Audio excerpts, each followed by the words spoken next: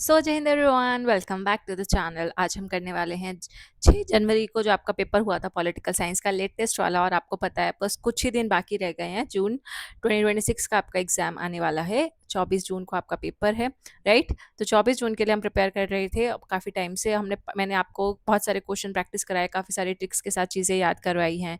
ठीक है, WPT IPT हो गया, पॉलिटिकल थ्योरी, IR, सब कुछ बहुत सारी अच्छी अच्छी ट्रिक्स से हमने याद किया। नहीं, जिसने नहीं देखा है अभी तक, प्लेलिस्ट में आप मेरी बनी हुई है, प्लेलिस्ट से आप देख सकते हो। तो मेरा फोर्टे यही है कि मैं ट्रिक्स के साथ चीज़ें याद कराती हूँ। PYQs की भी अलग से प्लेलिस्ट बनी हुई है, पिछले 8 साल के PYQ मैंने आपको करवा रखे हैं, वो भी आप देख लेना। ठीक है, PYQ का अलग से कोर्स बना हुआ है पूरा का पूरा, सो वो आप देख सकते हो free of cost. And PYQ अब हम करें लेटेस्ट वाले PYQ। तो लेटेस्ट PYQ भी मैं आपको ट्रिक्स के साथ याद कराऊंगी, और आप डिटेल्ड एक्सप्लेनेशन देखेंगे चारों ऑप्शन का, और से चारों ऑप्शन को एनालाइज करने के बाद कि क्या नया पैटर्न बन सकता है वो भी एनालाइज करेंगे। ठीक है, सो इसके हम ऑलरेडी 2 पार्ट कवर कर चुके हैं, पार्ट 1 और पार्ट 2 मैं आपको करवा चुकी हूँ, जिसमें हमने 50 क्वेश्चन कंप्लीट कर लिए थे। और आज हम कोशिश करेंगे कि सारे क्वेश्चंस जो 150 तक हैं सारे हम कवर कर लें। तो आज हम शुरू कर रहे हैं क्वेश्चन नंबर 101 से। ठीक है, 101 यानी कि रिस्पॉन्स शीट है बेसिकली। तो आपके पहले 50 क्वेश्चन तो आपके पेपर 1 से होते हैं, तो हमने 51 से करना शुरू किया था और 100 क्वेश्चन तक हमने कर लिए थे पिछले लेक्चर में। तो जिसने नहीं देखा, पार्ट 1 का लिंक आपको, मतलब प्लेलिस्ट का ही जो आपका PYQ वाली प्लेलिस्ट है ना, उसमें आपको मिल जाएंगे सारे PYQs, ये वाले भी। ठीक है, पार्ट 1 पार्ट 2 के नाम से। तो 25-25 करके हमने करे थे, और आज हम कोशिश करेंगे कि बाकी 25 कर ले, या फिर जितने 150 तक ही कर लेते हैं, पूरे 40 क्वेश्चन कवर कर लेंगे। देखते हैं कितना कवर हो पाता है। ठीक है, आई विल ट्राई कि मैं 40-50 क्वेश्चन पूरे कवर करा दूं इसी लेक्चर में, with detail explanation and tricks. जहाँ जहाँ ट्रिक्स होंगी वहाँ ट्रिक्स पे भी याद करेंगे। सो सच्चिदानंद सिन्हा जो थे वो इंटीरियम प्रेसिडेंट बने थे। इनॉग्रल मीटिंग, कौन सी मीटिंग में वो इंटीरियम प्रेसिडेंट बने थे? तो कॉन्स्टिट्यूएंट असेंबली के ऑब्वियसली इंटीरियम प्रेसिडेंट बने थे। तो ये तो आप बहुत इजी पीजी क्वेश्चन था, आपको आता ही होगा अगर आपने पहले अगर प्रैक्टिस किए हुए हैं तो, या फिर आपने दिसंबर 2026 सॉरी, हाँ, दिसंबर 2025 का एग्जाम दिया था, तो आपको पता होगा ये चीज़। 1946 में कैबिनेट मिशन प्लान के तहत जो कॉन्स्टिट्यूएंट असेंबली बनाई गई थी, उसके बाद जब हम पहले हमारी जब कॉन्स्टिट्यूएंट असेंबली बनी, तो इंटीरियम प्रेसिडेंट सच्चिदानंद सिन्हा जी को बनाया गया था। ठीक है, बाकी इंडियन नेशनल कांग्रेस का तो नहीं होंगे ऑब्वियसली, तो कॉन्स्टिट्यूएंट असेंबली के थे। इंडियन नेशनल कांग्रेस हमारी 88-85 में बनी थी। ए हो ह्यूम ने इसकी स्थापना की थी। और अगर मैं बात करूँ तीसरा ऑप्शन, तो मतलब इस क्वेश्चन से रिलेटेड नहीं है, एक्स्ट्रा इन्फॉर्मेशन मैंने आपको बता रही हूँ। सो पूर्ण स्वराज सार्वजनिक सभा क्या है? पूर्ण स्वराज सार्वजनिक सभा है कि 1870 में बनी थी, MG रानडे ने बनाई थी। ठीक है, MG रानडे। देखो, चारों ऑप्शन एनालाइज करने का मतलब यही है कि आपका आंसर आपको पता चल गया। बाकी 3 ऑप्शन से अगर क्वेश्चन बनता है नेक्स्ट टाइम, तो क्या बन सकता है, कैसे बन सकता है, उससे थोड़ा थोड़ा हम पढ़ेंगे। ऑल इंडिया वुमेन्स कॉन्फ्रेंस आपको पता है 1927 में बनी थी, और मार्गरेट कजिन्स ने ये बनाई थी। ये आपका हो गया फर्स्ट क्वेश्चन, और हमने इसको काफी डिटेल में अच्छे से पढ़ा, आंसर भी देखा, और बाकी 3 ऑप्शन को भी एनालाइज किया। तो ऐसे ही हमारे क्वेश्चन करेंगे। जिसने पहले पार्ट 2 पार्ट 1 नहीं देखा है, वो एक बार ही देख लेना। पर सारे क्वेश्चन हमने ऐसे ही करे हैं सारे, मतलब इवन 2026 के पिछले 7-8 साल के क्वेश्चन सारे मैंने आपको ट्रिक्स और प्रॉपर डिटेल एक्सप्लेनेशन से याद कराए हैं।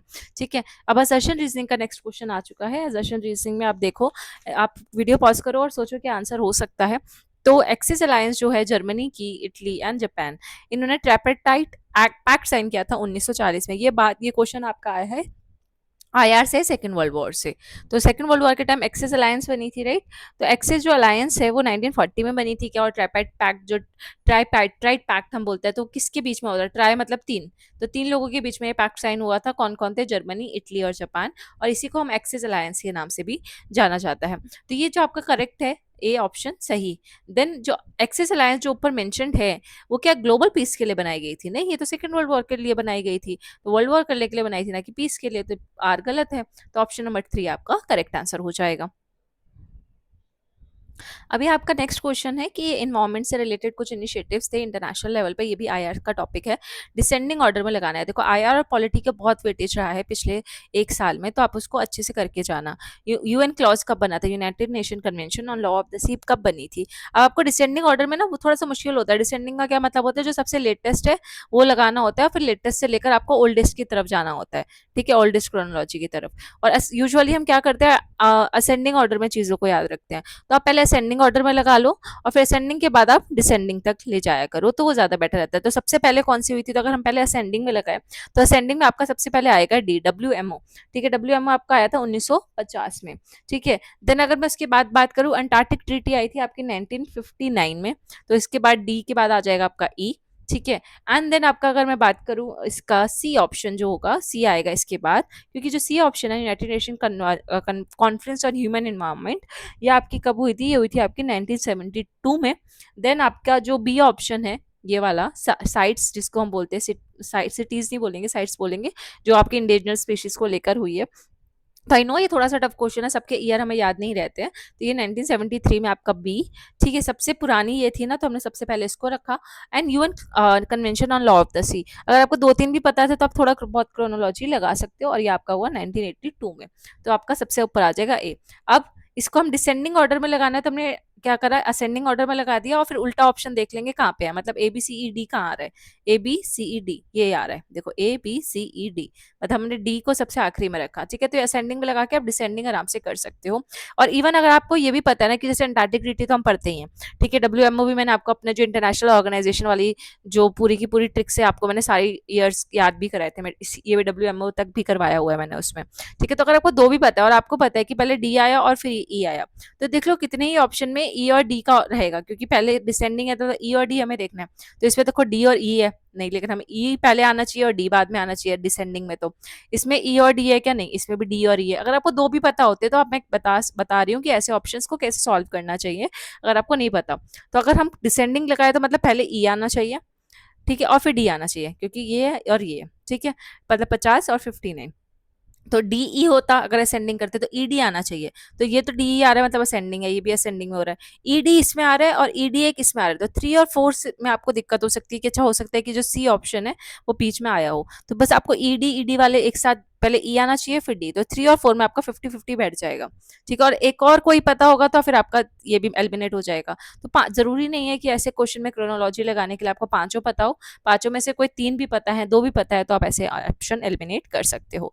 तो मैंने आपको ये भी साथ साथ सिखा रही हूँ कि ऑप्शन एलिमिनेट करना कैसे है, ठीक है, कि आपको सब कुछ नहीं भी पता फिर भी आप कर सकते हो, ठीक है। अमेरिकन प्रेसिडेंट जो है उन्होंने एक स्टेटमेंट बोली थी, कौन से अमेरिकन प्रेसिडेंट थे जिन्होंने ये बोला कि ये बहुत मैं बहुत सैड हूँ, मैं बहुत मतलब सैड, तो आपको बताइए कि 600 मिलियन लोग मारे गए, ठीक है, मिड 1940s में उन्होंने अपनी ज़िंदगी खो दी। एंड आई होप कि उस टाइम पे काश मैं उस टाइम को वापस ला सकता, डेमोक्रेटिक प्रोसेस को रिस्टोर कर सकता यूएसए में। तो ये बहुत कोई अच्छे यूएस प्रेसिडेंट है जो बोल रहे हैं कि काश मैंने उस टाइम पे जो मिड 1940s का जो ये टाइम था तो उस टाइम में कुछ कर पाता। तो ये बात हो रही है बेसिकली आपका किसके कॉन्टेक्स्ट में ये बात हो रही है? तो ये इंडिया के कॉन्टेक्स्ट में बात हो रही है और मिड 1940s की बात हो रही है कि ठीक है कि सिंस मिड 1940s काश हम यूएसए में जैसे डेमोक्रेटिक प्रोसेस है वैसे हम वहाँ पे भी ला सकते। तो बेसिकली ये जो कॉन्टेक्स्ट चल रहा है, ये जो कॉन्टेक्स्ट है अगर मैं बात करूँ तो ये 1975 से 77 तक का ये कॉन्टेक्स्ट की ये बात कर रहे हैं कि जैसे हमने यूएसए में मिड 1940s में हमने हमारे लाखों लोगों ने जिंदगी खोई, वैसे ही सेम कुछ ऐसा इंडिया में हुआ था जब उन्होंने बहुत सारे लोगों को जो सामना करना पड़ा और डेमोक्रेसी खत्म हो गई थी इंडिया में भी। तो डेमोक्रेसी आपको पता है इमरजेंसी के टाइम पे रिस्टोरेशन ऑफ डेमोक्रेटिक प्रोसेस की ये बात कर रहे हैं। मतलब बेसिकली कोई ऐसे प्रेसिडेंट है जो इमरजेंसी, जब इंडिया में इमरजेंसी लगी थी और उस टाइम पे वो अमेरिका के प्रेसिडेंट होंगे या उसके कुछ समय बाद वो अमेरिका के प्रेसिडेंट बने होंगे और इसको इस चीज को उन्होंने क्रिटिसाइज किया होगा। तो ज़्यादा डिटेल में ना जाते हुए हम इसको बस करेक्ट आंसर आप थोड़ा सा याद रख लो, क्योंकि ये क्वेश्चन रिपीट नहीं होना है दोबारा। तो ज़्यादा मेरे को नहीं लगता कि दोबारा कभी रिपीट होगा, क्योंकि ऐसे क्वेश्चंस वन टाइम के लिए ही आते हैं, कॉन्सेप्ट्स रिपीट होते हैं। तो गेराल्ड फोर्ड थे वो यूएस प्रेसिडेंट। अगेन है easy question from comparative politics. ये बुक बतानी है, बुक किसने लिखी है? System analysis. तो आपको पता है किसकी थ्योरी है? डेविड ईस्टन की है ना सिस्टम थ्योरी वाली। तो आपको ये ऑब्वियसली पता है political system theory, dead system theory, जिसको डेविड ईस्टन ही इस थ्योरी से जाने जाते। अभी असर्शन रीजनिंग का क्वेश्चन है, आपको बताना है क्या सही है और क्या गलत, ठीक है। सो अगर मैं बात करूं तो ये इसका जो पहला है कि जो टर्म थर्ड वर्ल्ड था वो इसलिए रखा गया था क्योंकि वो कैपिटलिस्ट को ज्वाइन नहीं करना चाहते थे, कैपिटलिस्ट को जिसको हम फर्स्ट वर्ल्ड बोलते थे, या जिसको कम्युनिस्ट जो कम्युनिस्ट वर्ल्ड था वो सेकंड वर्ल्ड था। तो ना ही थर्ड वर्ल्ड इसलिए नाम रखा गया क्योंकि फर्स्ट वर्ल्ड कैपिटलिस्ट का था मतलब यूएसए का, और कम्युनिस्ट जो था सेकंड वर्ल्ड था मतलब यूएसएसआर का।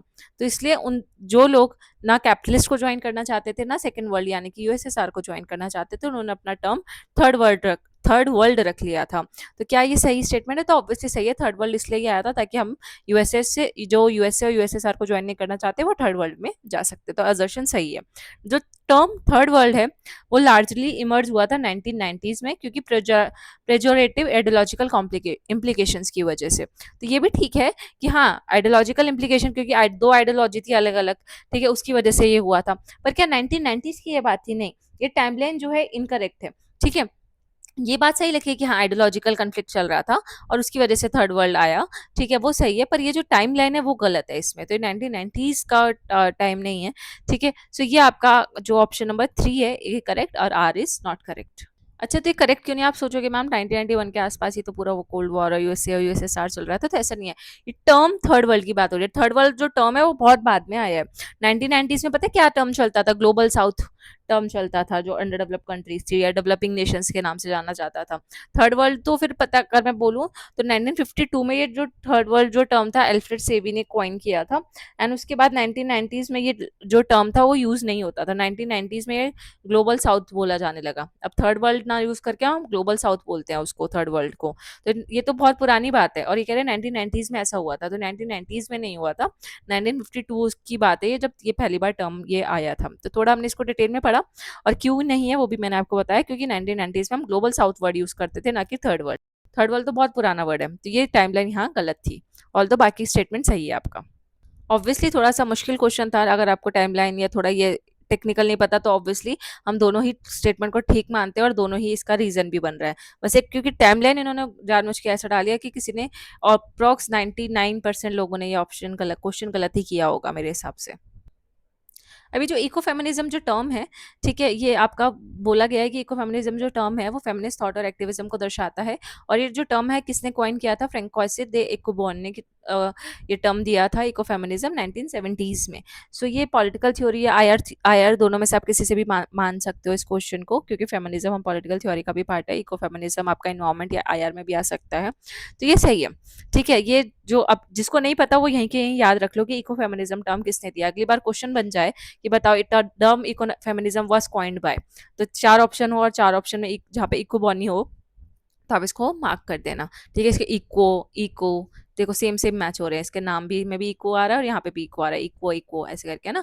और 70 में ये हुआ था, तो इसका ईयर भी याद रख लेना। तो ये ऑप्शन 1 सही है। इको फेमिनिस्ट जो है वो अकाउंटेबल होते हैं क्लाइमेट चेंज कॉन्सिक्वेंसेज के। एक बात बताओ, क्लाइमेट चेंज हो रहा है उसके लिए वो क्यों जवाबदेही है, वो क्या अकाउंटेबल होंगे? ठीक है, तो हर गलत। तो देखो अभी तक हमने 3-4 असर्शन रीजनिंग किए, दोनों तीनों चारों असर्शन रीजनिंग में ऑप्शन 3 ही सही बैठ रहा है। तो कभी मैं आपको छोटा सा ऐसा मतलब फनी सा है, लेकिन ट्राई कर लेना, अगर कभी असर्शन रीजनिंग बिल्कुल समझ ना आ रहा हो तो इस पैटर्न को अगर मैं देखूँ तो ऑप्शन 3 आप मार्क कर सकते हो। ज़्यादातर ये ऑप्शन 3 दे रहे हैं, ठीक है, मतलब आपके ऊपर है। ऑब्वियसली ऑप्शन 3 गलत भी हो सकता है, लेकिन ज़्यादातर आप देख सकते हो कि ऑप्शन 3 आ रहा है। अगर समझ ना आ रहा हो, अगर समझ आ रहा है तो ऑब्वियसली आप अपनी गट फीलिंग पे जाओगे, दोनों ऑप्शन सही रहेंगे तो 1 और 2 में से चुनना आराम से। बट अगर लग रहा है कि नहीं थोड़ा गलती हो सकती है ये और बिल्कुल समझ नहीं आ रहा तो ऑप्शन 3 मार्क कर देना। जैसे आप वैसे भी जय माता दी टिक करके आते हो तो ये कर देना असर्शन रीजनिंग वाले स्पेशली क्वेश्चंस में।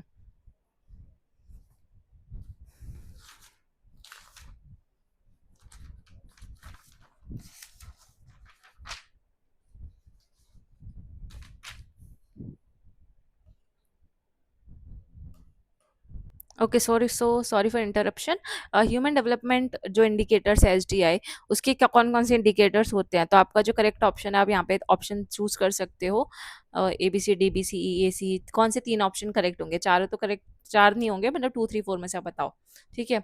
मैंने आपको हिंट भी दे दिया कि फर्स्ट तो नहीं है, तो कौन से 3 होंगे human development indicators? Obviously long and healthy life, ठीक है। एनिमल्स और इंसेक्ट्स के लिए हम इक्वालिटी क्यों अचीव करना चाहेंगे भाई? ये तो बहुत फनी ऑप्शन दे रखा है। हाँ, ह्यूमन सिक्योरिटी, ठीक है। गुड एंटरटेनमेंट का ह्यूमन डेवलपमेंट से क्या लेना देना, ये भी फनी ऑप्शन है। ये ऑब्वियसली फ्यूचर जनरेशन के लिए प्रिजर्व करना है, तो ए सी ई आपका करेक्ट आंसर हो जाएगा। इसमें ज़्यादा कुछ एक्सप्लेनेशन नहीं है, ना ज़्यादा कुछ आपका चारों ऑप्शन कुछ नहीं एनालाइज करना। बाकी इस क्वेश्चन से आप इसको याद रख लो कि आपको पंचायत और म्यूनसिपैलिटीज़ के जो आर्टिकल है वो याद रखने हैं, ठीक है। पंचायत और म्यूनसिपैलिटीज़ के आर्टिकल रटने हैं आपको, जैसे मर्जी आप इसको रट ला, ठीक है। तो मैं आपको इस पे थोड़ा सा ट्रिक बता देती हूँ। तो जेड डी है ना, डी से क्या है आपका डिस्ट्रिक्ट प्लानिंग होगा। एस है ना, तो एस नंबर से आप वार्ड्स याद रख लो। एस नाम का वार्ड है, मतलब 5 वार्ड्स है, ऐसे याद कर, एस वार्ड 5 वार्ड्स, तो 5 एस 5 जैसा लग रहा है तो एस आपका 5 वार्ड्स हो जाएगा। वी है ना, वी, तो वी आपका डिस्क्वालिफिकेशन होगा, ठीक है। मतलब वी में कैसे पता है कैसे याद रखा था मैंने, अगर मैं आपको बताऊँ तो क्योंकि मेरा नाम वी से शुरू होता है विशाली, राइट? तो मैंने ऐसा सोच अपने आप को याद रख लिया था कि अच्छा वी से विशाली है, और मेरे को डिस्क्वालीफाई कर दिया गया यूजीसी नेट से, मेरे को एग्ज़ाम नहीं देने दे रहे या मेरा जेआरएफ नहीं हो रहा। तो वी से मैंने डिस्क्वालीफाई याद कर लिया था कि मेरे को वी से मतलब मेरे को डिस्क्वालीफाई कर दिया क्योंकि मेरा नाम वी से शुरू होता है, ठीक है? और वैसे वी से विक्ट्री होता है, चलो मेरे नाम से तो बहुत कम लोगों को याद रहेगा कि हाँ, विशाली मैम डिस्क्वालीफाई हो गई। वी से विक्ट्री होता है और विक्ट्री का उल्टा होता है डिस्क्वालिफिकेशन, तो वैसे भी थोड़ा याद कर सकते हो। और जेड एफ से आपको फिर इसका कुछ वो ट्रिक नहीं था, बस लास्ट में यही बचा, तो आप ये कर सकते थे आराम से, ठीक है? मतलब आप नहीं कर सकते थे, जिसने ट्रिक से थोड़ा बहुत याद किया होगा वो कर पाएंगे। म्यूनसिपैलिटीज से क्वेश्चन थे, पंचायत का भी हमें पता होता है लेकिन इस बार म्यूनसिपैलिटीज से पूछ लिया। सो मैंने आपको थोड़ा बहुत जिन चारों का ट्रिक बनाया, बाकी आप अपने ट्रिक खुद से बनाना, ठीक है? अच्छा, पहले non Congress chief minister of Karnataka कौन थे, ये आपको बताना है। तो जो पहले थे, सबसे पहले जो आए थे वो थे आपके ये ऑप्शन नंबर 2, रामकृष्ण हेगड़े, ठीक है? पहले नॉन कांग्रेस चीफ मिनिस्टर कौन थे? रामकृष्ण नहीं, सॉरी, रामकृष्ण हेगड़े। ऑल्दो ये दोनों भी जो हैं ये भी नॉन कांग्रेस ही हैं, ठीक है? देवे गौड़ा और एस आर बोमई दोनों ही कांग्रेस से बिलोंग नहीं करते और दोनों ही कर्नाटका के सीएम रह चुके हैं। लेकिन यहाँ पे पूछा था कि पहले कौन थे, तो पहले हेगड़े थे। और एम एस नामुत्तिर बात का तो कर्नाटका से कोई लेना देना ही नहीं है, ये तो केरला से थे। और एक केरला से पहले सीएम बने थे, पहले नॉन कांग्रेस सीएम बने थे, not CM, non Congress CM. तो अगली बार अगर पूछे कि केरला कर्नाटका का पूछ लिया, अगली बार पूछ लिया केरला से कौन पहले नॉन कांग्रेस सीएम बने थे, तो ईएमएस नामबुद्रीपाद। बाकी ये दोनों कर्नाटका के सीएम है लेकिन वो बाद में बने हैं, ठीक है? तो ये तो कुछ इंपॉर्टेंट डेट्स रहती है, आपको पता होना चाहिए कि राजेंद्र प्रसाद को प्रेसिडेंट कब बनाया था कॉन्स्टिट्यूंट असेंबली का, तो 11 दिसंबर को बनाया गया था। और 9 दिसंबर को आपको पता है सच्चिदानंद सिन्हा को टेम्पररी प्रेसिडेंट बनाया गया था 9 दिसंबर को। तो पहले वो इंटीरियम प्रेसिडेंट बने थे सच्चिदानंद सिन्हा, फिर उसके बाद राजेंद्र प्रसाद 11 दिसंबर को इलेक्टेड प्रेसिडेंट बने। ये भी अगेन एन आर्बिट क्वेश्चन, मुश्किल क्वेश्चन है काफ़ी, नहीं पता रहता है। तो इसका सही आंसर है, जवाहरलाल नेहरू ने पंचायत को इनॉग्रेट किया था, नागौर में जो पंचायत बनाई गई थी 2 अक्टूबर 1959। तो इससे नेक्स्ट क्वेश्चन आप इसका उल्टा पूछ लेगा कि जवाहरलाल नेहरू ने कौन सी पंचायत को इनॉग्रेट किया था, तो ऑप्शन में 4-5 सिटीज के नाम दे देगा, तो आपने याद रखना नागौर। और अगली या फिर ये भी डेट भी पूछ सकता है बाद में कि किस साल में किया था। तो मतलब इसी क्वेश्चन से 3 क्वेश्चन वो बना सकते हैं कि इसको क्वेश्चन में दे दे और बाकी चीजें ऑप्शन में दे दे। तो वैसे इसको अदर वे राउंड भी याद रखना।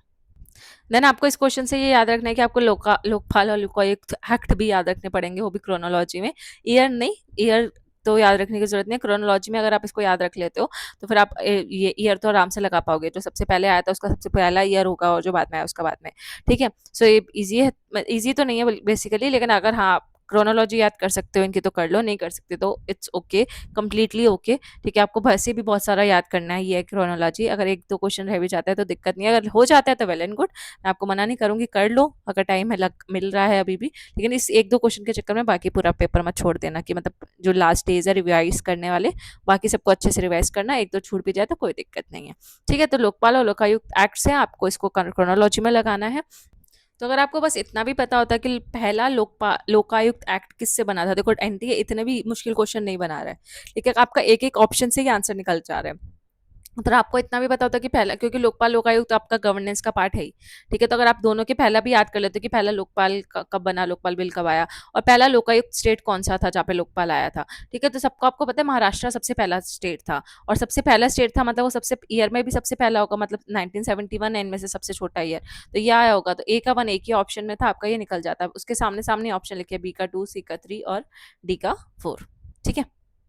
तो सारे याद मत करो, एटलीस्ट ये याद रखो कि पहला महाराष्ट्र था, ठीक है? और फिर उसके बाद उड़ीसा आया था, फिर बिहार आया था, ऐसे करके। तो आप इसको थोड़ा सा पहले के 2-3 भी याद रख सकते हो मॉब के तौर पे, मॉब होती है ना भीड़, तो महाराष्ट्र, उड़ीसा और बिहार, पहले के 3 तो आप ऐसे भी याद रख सकते हैं। Again from very important question, और आपके ऑब्वियसली सिलेबस का पार्ट ही है कि यहाँ से United nation conference on human environment कब बनी थी। साइट्स आपका भी थोड़ी देर पहले मैंने कराया, देखो एक ही क्वेश्चन पेपर है, उसमें 2 बार SIT इसके ईयर पूछ लिया, साइट्स का ईयर पूछ लिया, एंडेंजर्ड स्पीसीज, तो आपको याद हो जाना चाहिए अभी तक। तो United Nation Convention on environment and UNCED, ठीक है? UNCED कब बना, और United nation climate change conference कब आई। सो आई होप आपने वीडियो पॉज करके आंसर सोच लिया होगा। तो इसका करेक्ट ऑप्शन है आपका, देखो UNCHE, ठीक है? ह्यूमन इन्वायरमेंट की अगर मैं बात करूँ तो 1972 की ये कॉन्फ्रेंस है। इसको हम स्टॉकहोम भी शायद 72 में हुआ था, as far as I remember. Then आपका ये बात करूँ तो convention on international trade in endangered species जो है 73 में हुई थी। यूएनसीईडी आपका 1992 में हुआ था, ऑब्वियसली जो अर्थ समिट है उसी को हम यूएनसीईडी बोलते हैं। एंड क्लाइमेट चेंज कॉन्फ्रेंस जो भी लेटेस्ट वाली है वो 2009 में हुई है। तो ऑप्शन नंबर 4 आपका correct answer. Again post modernism से ये क्वेश्चन है कि ट्रुथ को और इंक्लूडिबिलिटी टुवर्ड्स मेटा नैरेटिव किसने बोला है। इंक्लूडिबिलिटी होता है मतलब डाउट, तो किसने बोला था आपको सबको पता है कि इन चारों में से सिर्फ एक ही थिंकर है जो पोस्ट मॉडर्निज्म से बिलोंग करते हैं, वो है gene François Leotard. Again a very easy question, authoritative allocation of values किसने दिया है। ऑब्वियसली डेविड ईस्टन ने दिया है। तो एक ही क्वेश्चन में आपने दो, मतलब एक ही पेपर में दो क्वेश्चन आ गए डेविड ईस्टन से। तो आपको याद रखना है कि सिस्टम थ्योरी और डेविड ईस्टन को अच्छे से पढ़ लेना। ये थोड़ा सा मुश्किल है ऑब्वियसली, लेकिन आप इसको याद कर सकते हो अगली बार के लिए कि कौन सा आर्टिकल है अमेरिकन कॉन्स्टिट्यूशन का जिसमें जुडिशरी की बात हुई थी। मैंने आपको पार्ट 2 में भी याद कराया था। दो पार्ट 2 में मैंने आपको तीन तीन का बताया था कि यूएसए में कितने लेटर्स आते हैं, यूएसए अमेरिका, तो 3 लेटर्स आते हैं और 3 ही ये आर्टिकल 3। ठीक है, इसका थर्ड अमेंडमेंट भी इंपॉर्टेंट है। देन तो इसी देखो पहले आर्टिकल, पहले 3 तो याद रख लो यूएसए के। ठीक है, पहला आपका लेजिस्लेटिव है, दूसरे में आपका एग्जीक्यूटिव है और तीसरे में जुडिशरी है। ये तो इजी रहता है, नहीं आपको इंडिया में भी हो, इंडिया में भी लेजिस्लेचर एग्जीक्यूटिव जुडिशरी हम ऐसे ही पढ़ते हैं लीजिए। तो फिर ठीक है, ये आपका अगर अगली बार लेजिस्लेचर एग्जीक्यूटिव का पूछ ले तो उसका आर्टिकल 1 या 2 होगा और जुडिशरी का 3, सिंपल। अब इसको इस क्वेश्चन से आपको पता चलता है कि वाइस प्रेसिडेंट की क्रोनोलॉजी आपको याद रखनी है। अगर आपने याद रखी होती तो इसका ये भी आपका आराम से बन जाता। लेकिन डिसेंडिंग ऑर्डर है, तो डिसेंडिंग ऑर्डर को यूजुअली हम वाइस प्रेसिडेंट को ऊपर से नीचे याद रखते हैं कि पहले ये बने फिर ये बने फिर ये बने। तो राधा कृष्णन से हम शुरू करते हैं कहानी, ठीक है, फिर आपका जाकिर हुसैन, देन वीवी गिरी, ऐसे याद करते हैं, राइट। लेकिन आपको क्या करना है, पहले आपने जैसे याद किया ना, आप उसको असेंडिंग ऑर्डर में लगा लो, फिर उसको उल्टा लिखना शुरू, उल्टा उसका ऑप्शन ढूंढ लेना, आपको मिल जाएगा। ठीक है, देन ये आपका यूएन के कुछ इवेंट्स है जो आपको क्रोनोलॉजी में लगाने हैं।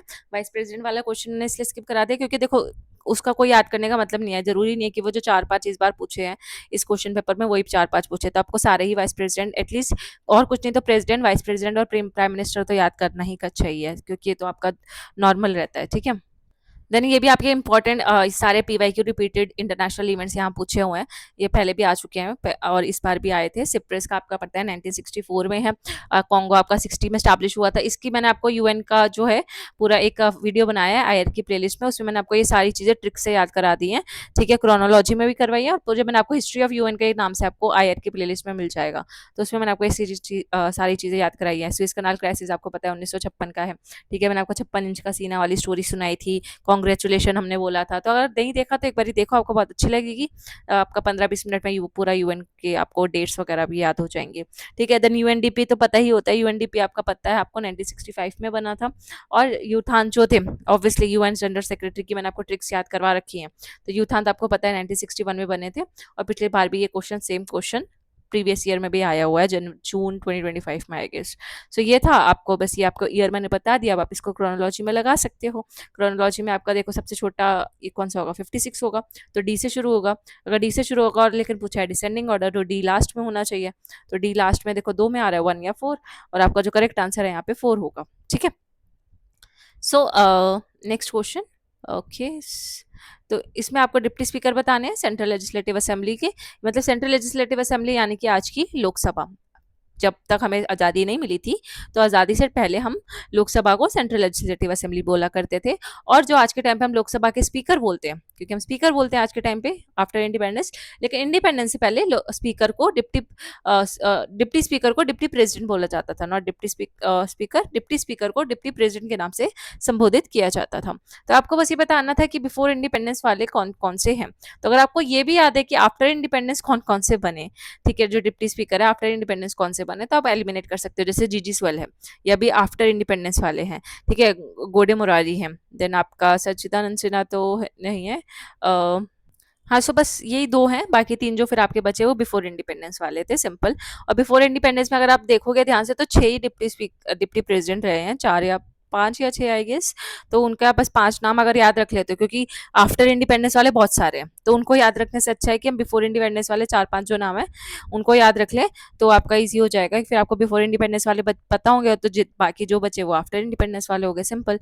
और दोनों याद कर सकते हो, दोनों कर लो। ठीक है, लेकिन अभी टाइम कम है तो उस हिसाब से आप अपना देख लेना।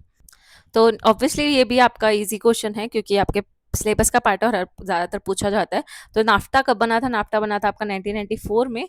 Association of south ASEAN, obviously ASEAN की तो इतनी फेमस डेट है, आपको पता ही होनी चाहिए। तो आशियान आपका 1967 में, तो 2 ऑप्शन भी पता होते तो आंसर निकल जाता।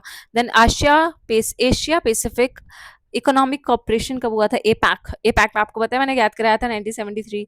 अगर नहीं पता, देखो इंटरनेशनल ऑर्गेनाइजेशन वाली वीडियो बनी हुई है, अभी भी कह रही हूँ, 40 मिनट है बस। 40 मिनट से आपके कम से कम 3 या 4 क्वेश्चन पक्के हो जाएंगे, क्योंकि हर बार इंटरनेशनल ऑर्गेनाइजेशन से 2 क्वेश्चन तो एटलीस्ट आते हैं, और उनके ईयर मैचिंग के लिए आता है या क्रोनोलॉजी में आता है। तो कर लेना, वो मैंने ट्रिक से याद कराया हुआ है। ठीक है, देन आपका बचा लास्ट में organisation for security and cooperation.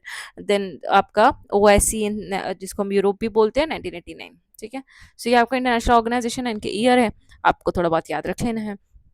Then ये आपका क्वेश्चन है वेस्टर्न पॉलिटिकल थॉट से, और कोई ये स्टेटमेंट जो है वुमेन के फेवर में बात कर रही है कि जो वुमेन है उनको मैन की तरह इक्वली ट्रीट किया जाना चाहिए, उनको भी एजुकेट किया जाना चाहिए।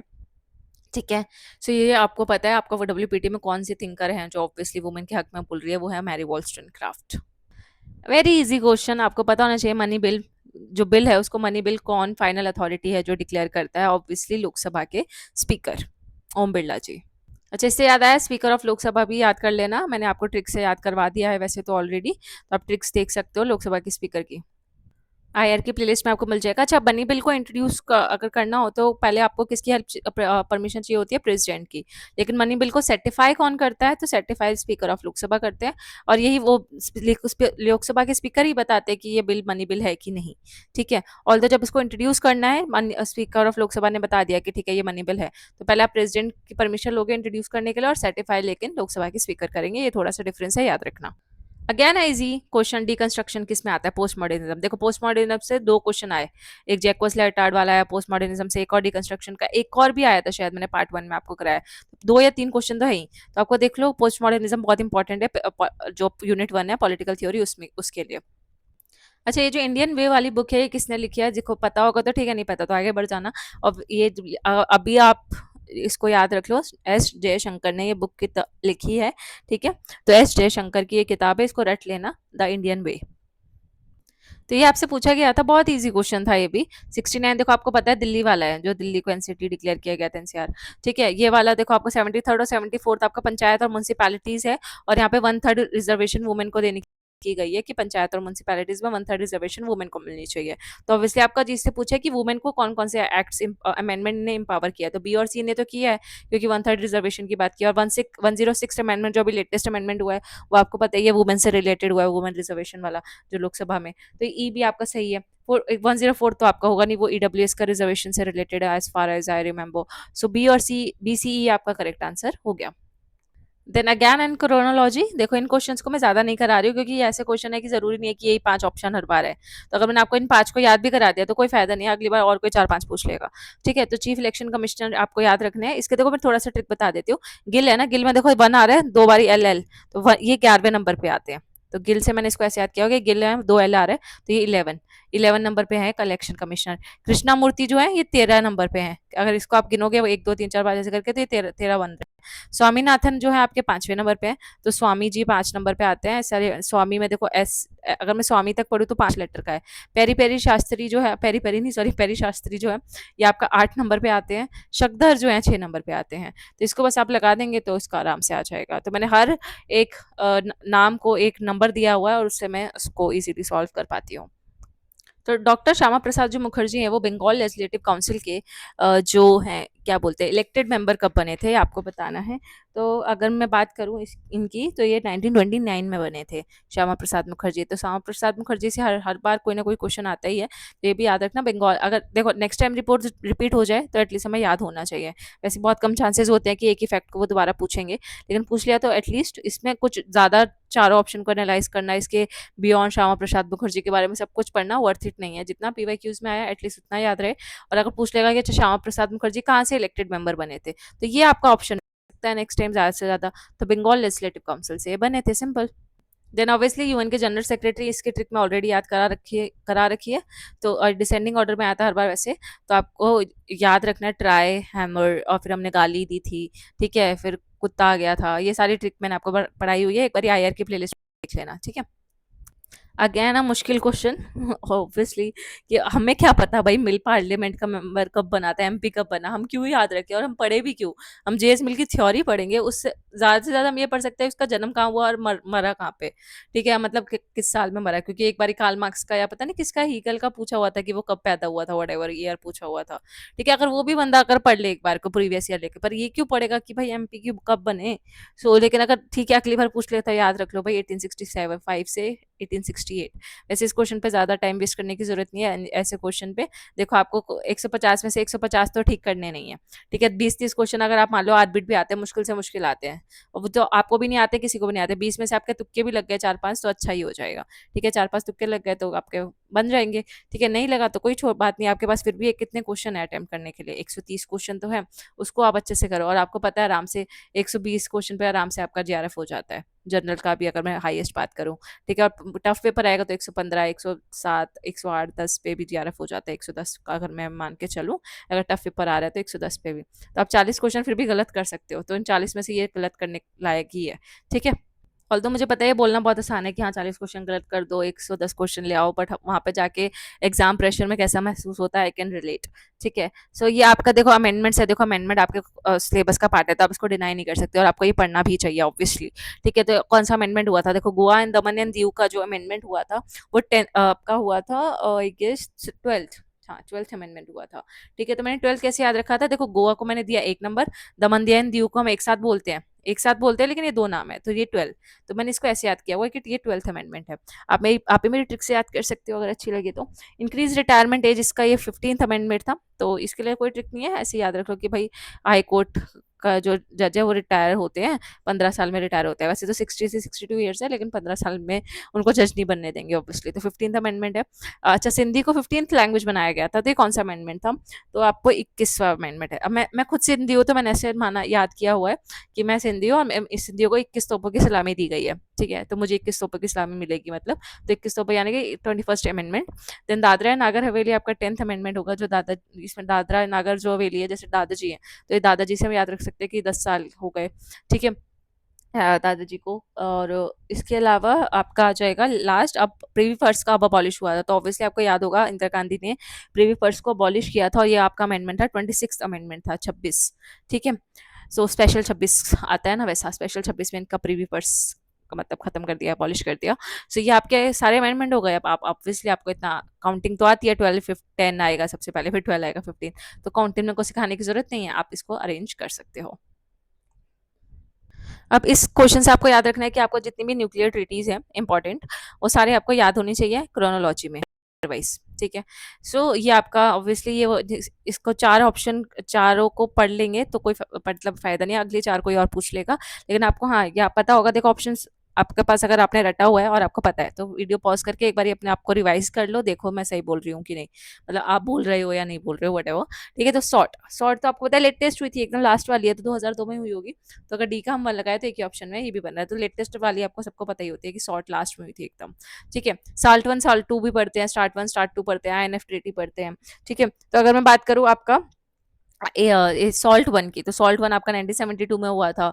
देन अगर ये बात करूँ B3 1987, इंटर INFTT, फिर स्टार्ट टू, एक पहले स्टार्ट वन हुई फिर स्टार्ट टू हुई, तो स्टार्ट वन आई गेस 1991 1992 में हुई थी, 1991 में थी, और यहाँ 1990 स्टार्ट टू 1993 में हुई थी। ठीक है, तो ये आपके हो गए चार ऑप्शन। स्वामी विवेकानंद से डिसेंडिंग ऑर्डर में लगाना था, पहले तो हमें असेंडिंग ऑर्डर में नहीं लगेगा, ये डिसेंडिंग ऑर्डर तो दूर की बात है। फिर भी थोड़ा थोड़ा सा ईयर देखो, किसी को नहीं याद होगा, मुझे पता है, हाँ ज़्यादा से ज़्यादा हम ये वर्ल्ड पार्लियामेंट उनकी फेमस स्पीच है शिकागो में स्वामी विवेकानंद की, तो इसकी डेट हम याद रखते हैं 1893। ठीक है, 1893 इनका ईयर है जिस साल इन्होंने ये दिया था, तो ये आपके सिलेबस का पार्ट है, वैसे हम इसको याद भी रखते हैं, फेमस डेट है, ईयर है मतलब। लेकिन ये बाकी आपको थोड़ा बहुत, जैसे हाँ रामकृष्ण मिशन भी आपको याद हो सकता है, क्योंकि ये भी एक इंपॉर्टेंट इनकी लाइफ का इवेंट रहा है कि रामकृष्ण मिशन, तो इन्होंने कब शुरुआत की थी, 1897 में हुई थी।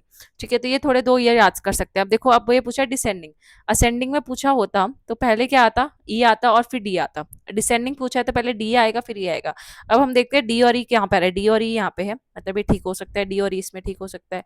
अरे यार, यहाँ पे तो इसमें सब में ही चारों में है, इसमें डी और ई तो है ही, तो इससे हम नहीं कर पाएंगे। ठीक है, बाकी तीन देखते हैं। तो पहले सबसे पहले जापान गए Vivekananda, then UK, then Vedanta society की शुरुआत की।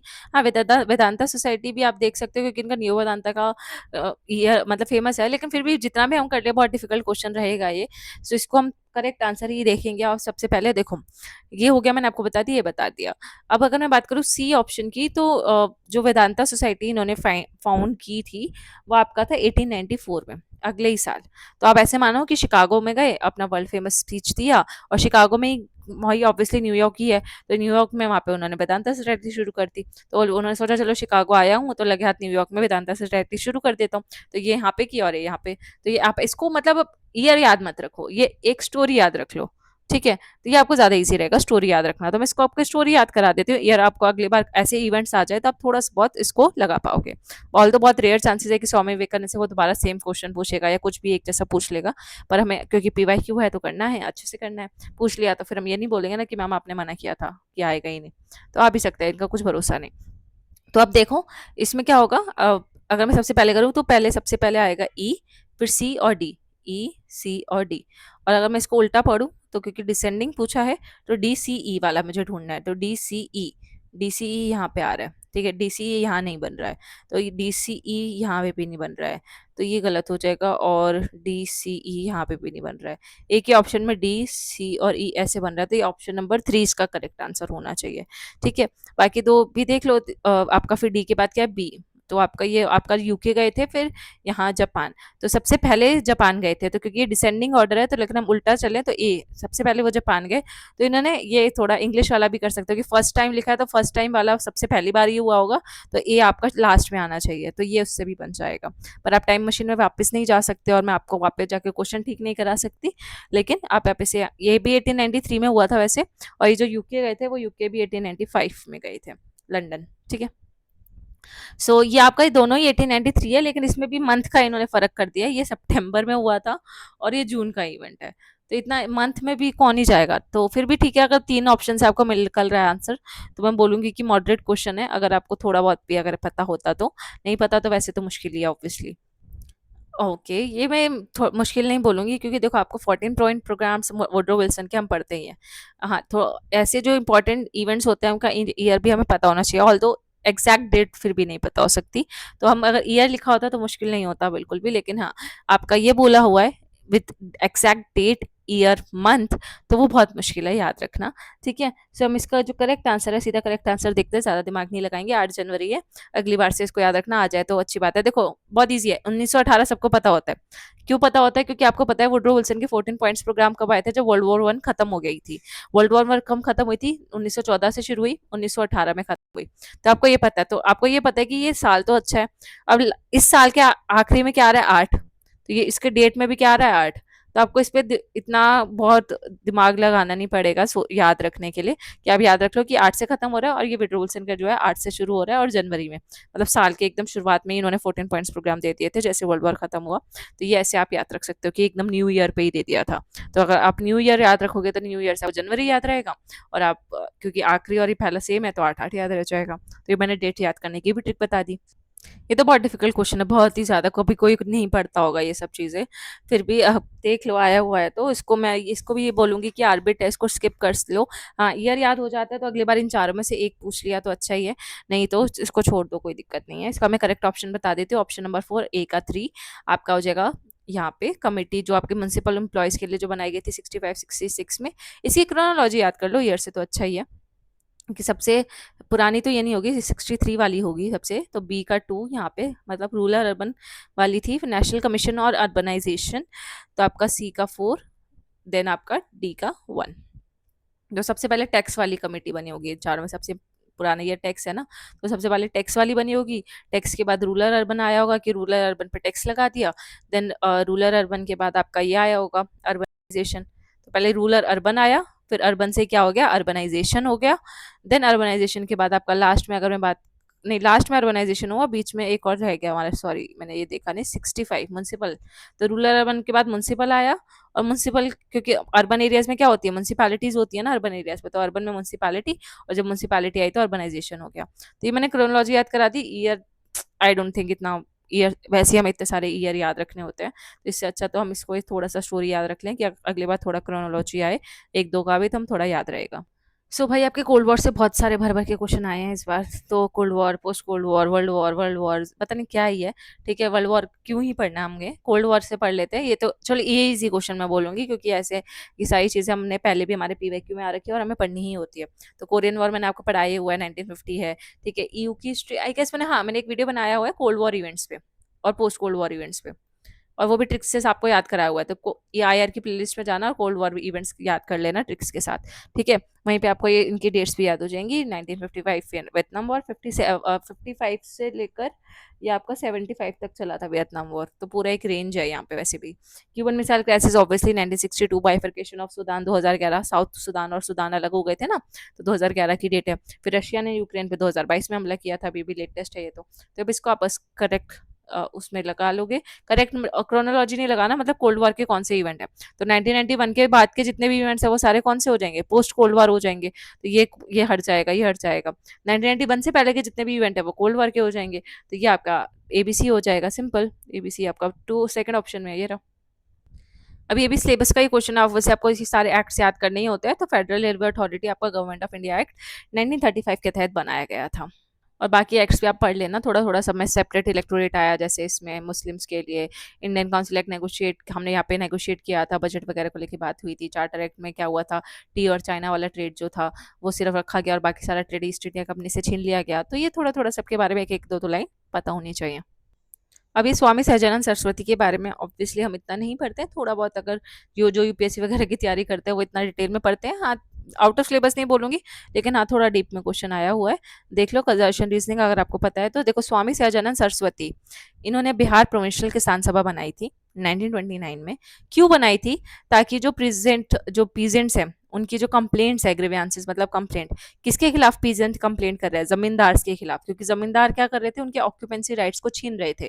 ठीक है, तो इसके खिलाफ ये मूवमेंट चलाया गया और इसी के खिलाफ, जमींदारों के खिलाफ और पीजेंट के हक में स्वामी सहजानंद सरस्वती ने बिहार प्रोविंशियल का किसान सभा बनाई 1929 में। तो ये पूरा का पूरा स्टेटमेंट सही है। तो इस स्टेटमेंट में कम से कम आपके 3 फैक्ट्स हैं, क्यों बनाई गई, किसने बनाई और कब बनाई। तो ये तीनों आपको याद रख लेना है। अगली बार इसी से क्वेश्चन बन सकता है कि बताओ बिहार प्रोविंशियल किसान सभा किसकी है, और चारा नाम दे देगा तो स्वामी सहजानंद सरस्वती की है। या पूछ लेगा कब बनाई, तो याद रखो 1929 में बनाई। ठीक है, 1929 में भी अपने एक और क्वेश्चन याद किया था, श्यामा प्रसाद मुखर्जी वाला, जब वो इलेक्टेड मेंबर बने थे। तो श्यामा प्रसाद मुखर्जी, और वो भी एस से शुरू हो रहे हैं, ये भी एस से शुरू हो रहे हैं, तो दोनों में 1929 ये डेट है। लखनऊ सेशन जो था कांग्रेस का 1936 में हुआ था, और ये इस लखनऊ सेशन में ऑल इंडिया किसान सभा ने फॉर्म किया था with Swami Sahajanand Saraswati as its president. ठीक है, तो ऑल इंडिया किसान सभा जो बनाई गई स्वामी सहजानंद सरस्वती के साथ बनाई गई, और एज अ प्रेसिडेंट उनको इसका ऑल इंडिया किसान सभा का रखा गया था, एज अ प्रेसिडेंट बनाया गया था 1936 में लखनऊ सेशन में। तो ये ऑप्शन नंबर 2 क्या है आपका, ऑप्शन नंबर 2 भी सही है। ये पीजेंट मूवमेंट इन इंडिया आपका एक वो है, पॉलिटिकल प्रोसेस इन इंडिया आपका जो यूनिट है उसमें पीजेंट मूवमेंट्स हम पढ़ते हैं। ठीक है, तो ये वहां से ये क्वेश्चन आया हुआ है पीजेंट मूवमेंट से। ठीक है, पढ़ा होगा तो वेल एंड गुड, नहीं तो हम ऑल इंडिया किसान सभा तो हम थोड़ा थोड़ा पढ़ते ही हैं। तो इसका देखते जो क्या बोलते हैं इसको, रीजन ये सही है कि नहीं। तो ये इसका रीजन सही है, क्योंकि पहले इन्होंने 1929 में ये किया था और फिर इसी को आगे चल के ऑल इंडिया किसान सभा में कन्वर्ट किया था। तो ये आपस में कनेक्ट हो रहा है। वैसे तो ये देखो, अगर मैं बात करूं तो इसका रीजन ही एकदम करेक्ट बिकॉज लगा के नहीं बन रहा। अगर मैं बोलूँ कि 1929 में ये हुआ था तो बिकॉज, लेकिन अब क्या करें, एनटीए ने ऑप्शन 1 को सही माना है तो हम कुछ नहीं कर सकते। वैसे अगर मैं अपने तरीके से सोचूं तो ऑप्शन 2 सही होना चाहिए। मैंने आपसे पूछा कि विट्ठल भाई इलेक्ट कब हुए सेंट्रल लेजिस्लेटिव असेंबली में। तो ये मैं पहले बता दूं, सेंट्रल लेजिस्लेटिव ये बिफोर इंडिपेंडेंस से ये क्वेश्चन आया हुआ है। ठीक है, कि बिफोर इंडिपेंडेंस आपको मैंने बोला था ना कि लोकसभा को पहले इंडिपेंडेंस से पहले सेंट्रल लेजिस्लेटिव असेंबली बोला जाता था। और ये जो है विट्ठल भाई पटेल उस टाइम पे प्रेसिडेंट थे। प्रेसिडेंट यानी कि राष्ट्रपति नहीं, प्रेसिडेंट यानी कि लोकसभा के स्पीकर। तो जो लोकसभा के स्पीकर थे उनको पहले प्रेसिडेंट बोला जाता था, और विट्ठल भाई पटेल आपके सेकंड लोकसभा स्पीकर रहे थे उस टाइम पे बिफोर इंडिपेंडेंस। लोकसभा स्पीकर नहीं बोलूंगी, अगर मैं उस भाषा में बात करूँ तो प्रेसिडेंट बोलूंगी सेंट्रल लेजिस्लेटिव असेंबली के। तो ये कब बने थे, तो ये ऑब्वियसली आर्बिट क्वेश्चन है, 1924 में बने थे पर। ठीक है, तो याद रह जाए तो ठीक है। वैसे नॉट अ कैन ये आएगा। ठीक है, पर मैंने आपको थोड़ा सा इसका हिंट दे दिया कि ये कौन थे, किस किस चीज से रिलेटेड क्वेश्चन आया हुआ है। इजी क्वेश्चन, एक भी पता होता तो आप कर लेते, क्योंकि आपसे दो थिंक करते ऑब्वियसली। जेएन भगवती, वंदना शिवा और ए आर बॉल। जॉन आर्ट चलो नहीं भी पता, इन तीनों को मैंने आपको ट्रिक से याद कराया हुआ है अपनी आईआर की, जब मैंने आपको ग्लोबल पॉलिटिक्स की किताब पढ़ाई थी अगर याद हो तो ग्लोबल पॉलिटिक्स की बुक्स में ये सारे थिंकर थे और मैंने ट्रिक से भी याद कराया था, प्लस ये तो आपका पीवाईक्यू में भी आई थी। वंदना शिवा देखो आपको पता है इको फेमिनिज्म मैं मानती है पीवाईक्यू है ऑब्वियसली, तो डी का 2 होना चाहिए। ठीक है, देन जेएन भगवती की मैं बात करूँ तो मैंने आपको बोला था भगवान जी हमें डिफेंस करने आए हैं, हमारा भगवान आ रहा है ना इनके नाम में, भगवान जी क्या करते हैं, हमको डिफेंड करते हैं ना, हर चीजों से बचाते हैं, तो भगवान जी डिफेंड कर रहे हैं, defence of globalisation. A R ball मैंने बोला था जो बॉल रूम होता है वो मॉडर्न मॉडर्न चीज होती है, तो ये भी ट्रिक मैंने आपको याद कराई थी। तो मॉडर्न पॉलिटिक्स एंड गवर्नमेंट, तो जिसने मेरी ट्रिक देखी होगी वो आप ये सही करके आए होगे पेपर में। और जो बचा लास्ट में यही बचा ग्लोबलाइजेशन, क्रिटिकल इंट्रोडक्शन, तो ये इसकी हो गई खत्म। तो डी का 2 आपको ऑप्शन नंबर 4 में आ रहा है, ए का 1, बी का 4, ओके, और सी का 3, देखो आ गया ना। अब आ जाते हैं आपके कॉम्प्रिहेंशन पे। तो कॉम्प्रिहेंशन में देखो सबसे इंपॉर्टेंट है कि पूरा का पूरा इसको याद कर लो। अगली बार जरूरी नहीं है कि ये कॉम्प्रिहेंशन में आए, पर अगली बार यही चीज आपका किस में आ सकता है, यही चीज आपकी आ सकती है क्वेश्चन बन के।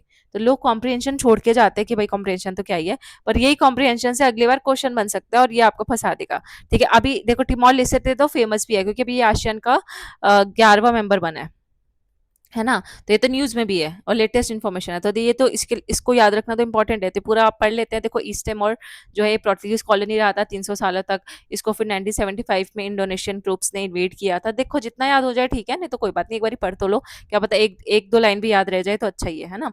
तो अब इसको हम कैसे करते हैं, क्योंकि ये जो पूरा का पूरा है इसमें आपका 75 कितने लोग मरे ये हमें याद नहीं रखना। ठीक है, इसमें हमारे काम का ज्यादातर ये रेफरेंडम है और ये, तो ये आपका क्वेश्चन से ही सॉल्व करते हैं, इजी हो जाएगा।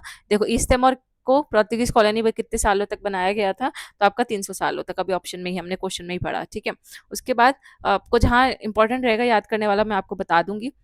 नेक्स्ट आपका पूछा गया है कि जो ईस्ट तिमोर है उसको इंडोनेशियन ट्रूप्स ने किस साल में इन्वेड किया था, आपको यहाँ पे लिखा हुआ है 1975 में इसको इन्वेड किया था। तो ये आपसे क्वेश्चन नेक्स्ट टाइम बन सकता है विदाउट पैसेज कि ईस्ट तिमोर को इंडोनेशिया ट्रूप से कम अटैक किया था, तो 1975 में किया था।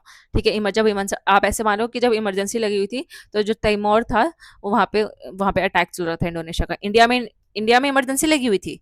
और इंडोनेशिया में क्या हो रहा था, इंडिया इंडोनेशिया सेम साउंड कर रहे हैं, तो इंडिया में जब इमरजेंसी थी तो इंडोनेशिया क्या कर रहा था, तैमूर पे हमला कर रहा था। और तिमोर तैमूर कोई जैसे आई गेस सैफ अली खान के बेटे का नाम भी ऐसा ही कुछ है, तिमोर तैमूर तैमूर ऐसे करके कुछ नाम है, तो सैफ अली खान के बेटे पे हमला हो रहा था, ऐसे याद कर लो। ठीक है, 1975। अच्छा, ईस्ट तिमोर में रेफरेंडम कब हुआ था, तो ये लिखा 1999 में हुआ था, 1999। अच्छा, यहाँ पे 1999 से आपको क्या याद आया, इंडिया में क्या हो रहा था, कारगिल वॉर हुई थी ना, तो ऐसे याद रख लो जब कारगिल वॉर हुई थी तो ईस्ट तिमोर में रेफरेंडम यानी कि इलेक्शन चल रहे थे। ठीक है, और फिर तो ईस्ट तिमोर को इंडिपेंडेंस के लिए मतलब जब उसकी आज़ादी के लिए कितने प्रतिशत लोगों ने उसके फेवर में वोट किया था कि हाँ भाई अब आज़ादी मिल जानी चाहिए, तो 75% लोगों ने किया था। ये ज़रूरी नहीं था, ये एक डेट इंपॉर्टेंट थी, 1975 वाली डेट इंपॉर्टेंट थी बस। और किसने हमला किया, इंडोनेशिया ने, वो इंपॉर्टेंट था, बाकी और तो ऐसी क्वेश्चन है वो तो कॉम्प्रिहेंशन के ही है। पर एक ही अच्छी बात होती है कि कॉम्प्रिहेंशन से हमारे 10 क्वेश्चन तो पक्के हो ही जाते हैं, हाँ, सामने सामने आंसर लिखा होता है। 65 कितने लोग मरे थे, कुछ 6.5 लाख, तो 6.5 लाख यहाँ पे तो नहीं लिखा हुआ। अब ये पूछा है कि अप्रोक्सीमेटली कितने इनहेबिटेंट्स थे जो मरे, और यहाँ पे लिखा है आई गेस 65,000, और यहाँ पे तो 65,000 है ही नहीं। तो देखो 6.5 लाख है, सॉरी 65 बोल दिया, 6.5 लाख के सबसे आसपास तो यही आ रहा है, 7.5 लाख। तो ये प्रिंटिंग मिस्टेक हो सकती है या कुछ भी, तो आप इसको अगर मैं सही बोलूँ तो यही है, होना चाहिए। चलो वैसे तो हमारे काम का नहीं है, नेक्स्ट क्वेश्चन पे जाते हैं। अब ऑब्वियसली आप बलवंत राय मेहता कमेटी है तो पंचायत से रिलेटेड आप जितनी भी कमेटीज है उनको भी पढ़ लेना, इससे हमें ये पता चलता है अशोक मेहता कमेटी, बलवंत राय, थंगन कमेटी, जितने भी है सबकी थोड़ी थोड़ी रिकमेंडेशन आपको याद होनी चाहिए, तो ये आपको रिवाइज करना है। ठीक है, जिससे नहीं पढ़ा तो एक बार ही नए से शुरू से पढ़ लो एक बार, और नहीं पढ़ लिया तो रिवाइज कर लो। ठीक है, तो ये आ सकते हैं दोबारा चांसेस है। बलवंत राय मेहता कमेटी का इसी इससे कॉम्प्रिहेंशन से हम याद कर लेते हैं। तो बलवंत राय मेहता कमेटी कब आई थी, बलवंत राय मेहता कमेटी आपकी आई थी 1957 में, ठीक है, यहाँ पे भी लिखा हुआ है वैसे तो। और इसके जो चेयरमैन थे बलवंत राय मेहता थे। देन आपका यहाँ पे 3 टायर पंचायती राज सिस्टम इन्होंने बोला था, ठीक है? तो और फिर 3 टायर पंचायती राज सिस्टम क्या था? ग्राम पंचायत होगी विलेज लेवल पे, पंचायत समिति होगी ब्लॉक लेवल पे, और जिला परिषद होगा आपका डिस्ट्रिक्ट लेवल पे। और इसकी जो स्कीम थी वो थी डेमोक्रेटिक डिसेंट्रलाइजेशन, ठीक है? तो हम ऐसे करते हैं, पाँचों क्वेश्चन पे ना जाके इसको पढ़ लेते हैं अच्छे से ना। का बलवंत राय मेहता पूरा कमेटी यहीं पे कवर हो जाएगा। 1957 में क्या किया था इन्होंने? कम्युनिटी डेवलपमेंट प्रोग्राम्स लेकर आए थे और नेशनल एक्सटेंशन सर्विसेज लेकर आए थे। तो इसमें जो जो लिखा हुआ है एटलीस्ट ये पूरा पैराग्राफ इसको अच्छे से रट लो कि अगली बार बलवंत राय मेहता कमेटी से कोई भी क्वेश्चन आए तो आपका गलत ना हो। 3 टायर सिस्टम दिया, 57 में आई। 2 चीजें और रिकमेंड की, एक आपका सीडीपी कम्युनिटी डेवलपमेंट प्रोग्राम्स और एनईएस नेशनल एक्सटेंशन सर्विसेज। और ये पहली कमेटी थी पंचायती राज कमेटी की, अगर मैं बात करूं तो सबसे पहली कमेटी थी बलवंत राय मेहता, उसके बाद अशोक मेहता आई और फिर बाकी सब आई, ठीक है? और इसका मेन जो मुद्दा था क्या था? Democratic decentralisation. सो देखो, अब आपको मैंने आपको पढ़ा दिया, आपको आंसर पता चल गया होगा, ठीक है? तो इसका यहाँ पे आपका फर्स्ट हो जाएगा, इसका डेमोक्रेटिक डिसेंट्रलाइजेशन हो जाएगा। देखो कितना इजी हो जाता है ना इसके बाद। अगर एक बार आप पूरा पैरा पढ़ लो, फिर पांचों क्वेश्चन पे जाओ तो आपको पूरा दोबारा से पैराग्राफ पढ़ने की भी जरूरत नहीं है, ठीक है? एक ही बारी पढ़ के आपको सारे ऑप्शन हो जाते हैं। देन आपका यहाँ पे लास्ट बलवंत राय मेहता कमेटी डिस्ट्रिक्ट लेवल पे किस चीज की बात कर रहे थे? ऑब्वियसली डिस्ट्रिक्ट लेवल पे तो जिला परिषद ही होगा ना। और कितने टीयर सिस्टम दिया था? तो आपका 3 टीयर दिया था। और अशोक मेहता ने कितना दिया था? 2 टीयर स्ट्रक्चर दिया था। इसको भी याद करने का एक ट्रिक है, थी बलवंत राय मेहता, इसके नाम में आ रहे हैं तीन, तो इन्होंने दिया 3 टीयर। अशोक मेहता के नाम में कितना आ रहे हैं? 2 वर्ड, तो इन्होंने दिया 2 टीयर स्ट्रक्चर, ठीक है? तो आई होप आपको ये पूरा लेक्चर अच्छा लगा होगा, and all the best for exams, ठीक है? अच्छे से करके आना, और जितने अगर बीच बीच में एग्जाम से पहले जितनी ट्रिक्स वगैरह हो सकती हैं आई विल ट्राई कि मैं शॉर्ट्स के थ्रू करवा दूँ। Thank you so much for watching, मिलते हैं नेक्स्ट लेक्चर में, बाय बाय, टेक केयर।